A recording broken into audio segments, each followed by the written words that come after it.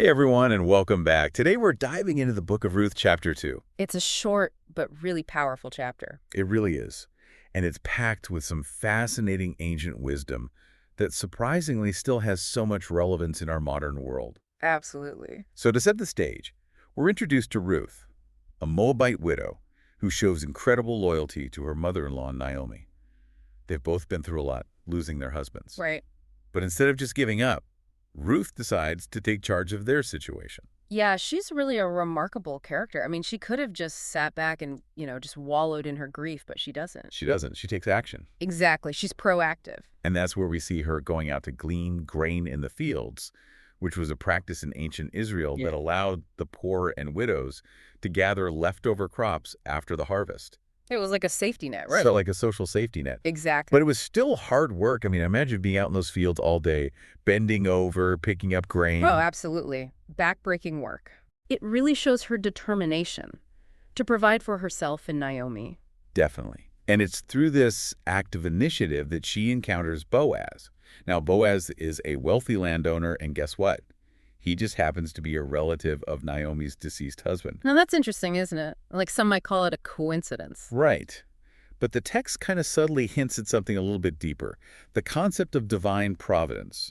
This idea that perhaps there's a greater force at work, kind of guiding events and orchestrating encounters that might seem random on the surface. Yeah, like maybe it wasn't just by chance that Ruth ended up in Boaz's field. Exactly. It's really a powerful thought, isn't it? It is. It's like, even when we feel like things just happening randomly, maybe there's a bigger picture that we don't always see. So as the story unfolds, we witness how Boaz reacts to Ruth. And, he's known for his good character, his fairness. He immediately notices Ruth's diligence, her dedication to Naomi.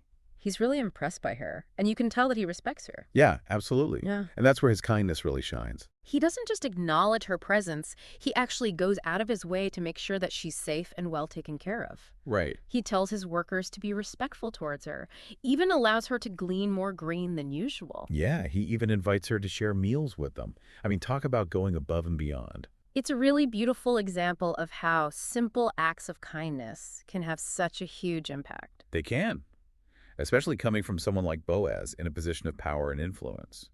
He could have easily overlooked Ruth, but instead he chooses to really extend compassion and generosity. He recognizes her worth as a human being. And what's really striking is how Ruth responds to this kindness. Yeah. She doesn't take it for granted at all. Right. She's incredibly grateful, and she expresses it with a lot of humility. Yeah, she recognizes his actions as a gift. And their interaction really highlights the importance of that reciprocal generosity. One act of kindness inspires another. It's like they're both contributing to this cycle of goodwill. It's really beautiful. And then we come to Naomi. Initially, she's consumed by grief, despair after losing her husband and sons. Right. She's really struggling. But as she sees Ruth's success and Boaz's kindness, something starts to shift within her. A little glimmer of hope emerges. Exactly. It's as if Ruth's resilience and Boaz's generosity are contagious, sparking this renewed sense of hope within her. It's a reminder that even when things feel their bleakest, there's always that potential for light to break through. And speaking of light breaking through, Naomi, she sees something really interesting in Boaz, a potential kinsman redeemer for Ruth.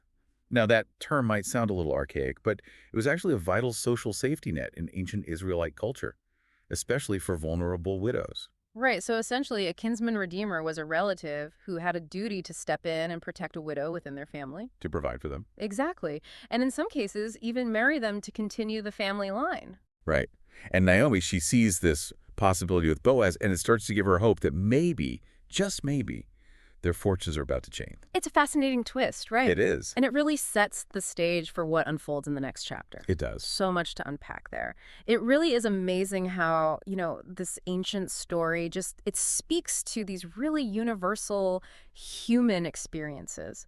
We see Ruth's resilience in the face of adversity, and Boaz's incredible generosity, and Naomi's journey from despair to hope. Yeah, those themes really transcend time and culture, and I think they offer some really profound insights that we can definitely apply to our own lives today. Absolutely. So where should we start? But let's start with Ruth, her diligence, her initiative.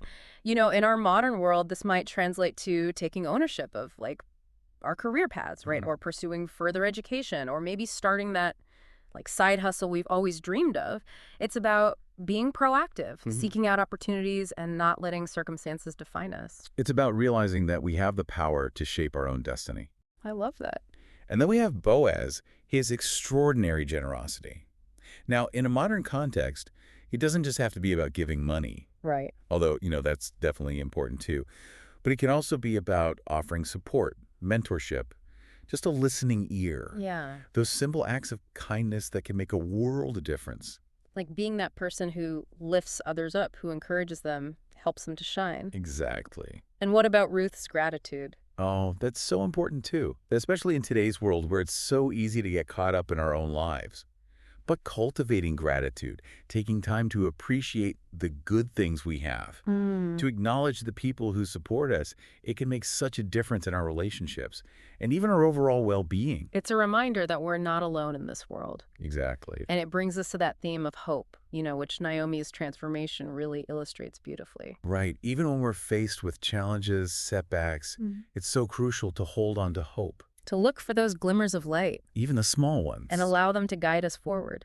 It's about believing that things can get better, even when we can't see the whole path ahead. And then there's that concept of divine providence, the idea that there might be a bigger plan unfolding in our lives, even if we don't understand it right now. Right. And that doesn't mean we just sit back and wait for things to happen. Right. It's about trusting that our efforts, combined with, that greater force at work, can lead to something truly meaningful. It's like having faith that our journey, with all its twists and turns, Yeah, ultimately has a destination. exactly. So how can we take all of these themes from the book of Ruth and actually Yeah. put them to practice in our own lives today? Well, that's a great question. Yeah. That is a great question.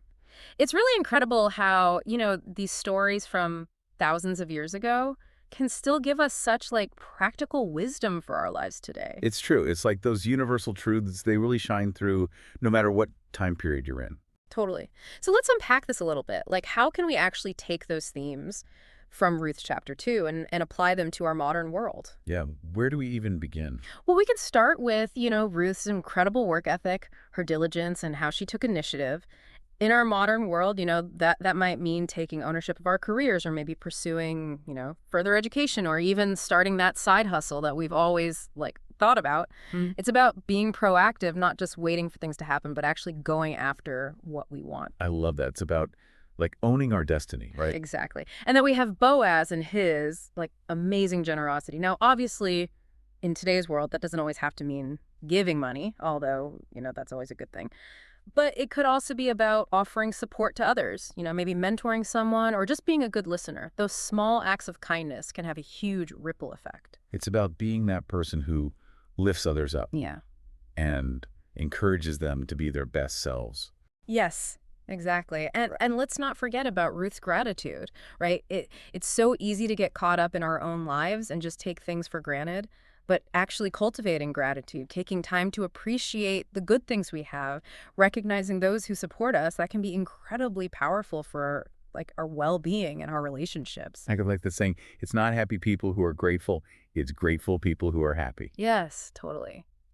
And then we have that beautiful theme of hope, which we see so clearly in Naomi's journey. It's a powerful reminder that even when we're going through tough times, it's important to hold on to hope, to keep searching for those glimmers of light, no matter how small they might seem, and let them guide us forward. It's like believing that even when things are dark, there's always a possibility for things to get better, for the sun to eventually break through. Yes, exactly. And lastly, there's that idea of divine providence, the thought that there might be a bigger plan for us, even if we can't see it right now. Sure. That doesn't mean we just passively sit back and do nothing.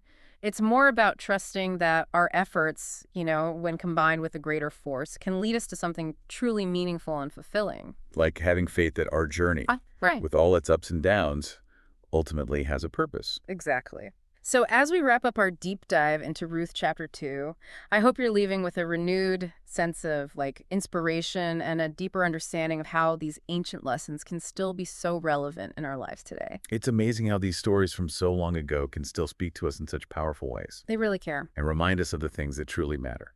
Diligence, kindness, gratitude, and hope. Those are the things that make us human. They really are. Well, that's all the time we have for today. Thanks so much for joining us on this deep dive into the book of Ruth, Chapter 2. We'll be back soon with another episode, so be sure to subscribe and stay tuned. Until then, keep exploring, keep seeking, and keep diving deep.